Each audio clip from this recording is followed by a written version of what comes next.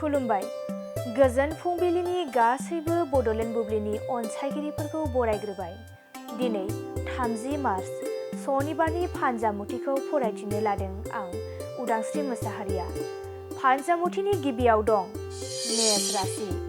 दिनैनि सानाव नोंथाङा माबा मोनसे खामानि मावनानै देहाखौ मेंखांनाय मोननो हागौ। सांग्रां जानानै थानाया मोजां। वृष राशि। बेमार आजार जानानै दंब्ला दिनै मोजां जानो हागौ। खुसिनि सान जागोन। मिथुन राशि।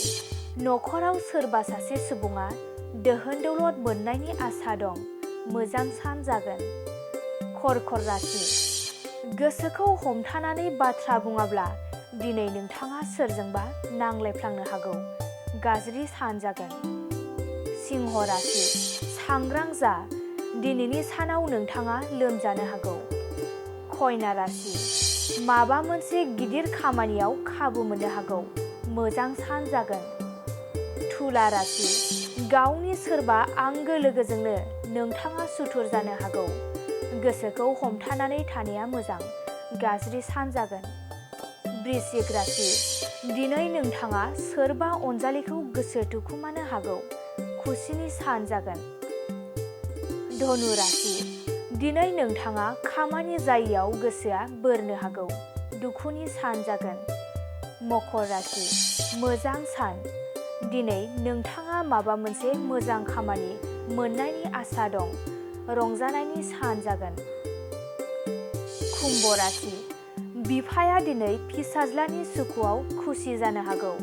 नखराव सुखु फैगोन। मीन राशि। गाज्रि हाबा मावफ्लांनानै नोंथाङा खाजानो गिनो हागौ। गाज्रि सान जागोन। दिनै सानसेनि राशि फरायथिनायाबो एसेनोसै। आसा खालामो नोंथांनि दिनैनि साना मोजाङै मोजां थांगोन। बेखौ बड'लेण्ड बुब्लि नखरनिफ्राय मिजिंथिबाय। गोजोन्थों। साख्रि नागिरग्रा सुबुंफोरनि थाखाय गोजोनथाव खौरां। गिबि खेबनि थाखाय आरबि मेथमेटिक्स सेन्टारा बाक्सानि सदर मसलपुराव गासै कम्पिटिटिभ एग्जामनि थाखाय गोदानै कचिं सेन्टार बेखेवनो थांगासिनो दं।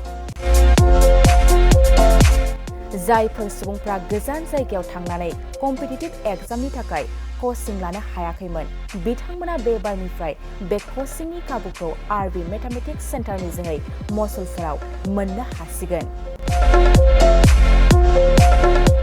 बे कचिं सेन्टाराव बिथांमोना direct requirement, third and forth grade, railway, SSC, army GD, Agniveer, bank, police आरो टेट आनजादफोराव जिरायनो हानाय बायदि रोंगौथि गोनां फोरोंगिरिजों फोरोंथाय होनाय जागोन। बे कचिं सेन्टारनि सोमोन्दै आबुङै मिथिनो थाखाय 9101 450 597 6900 5847 14 आरो 9365 1322 जानबुं अनजिमायाव खौरां लानो हागोन।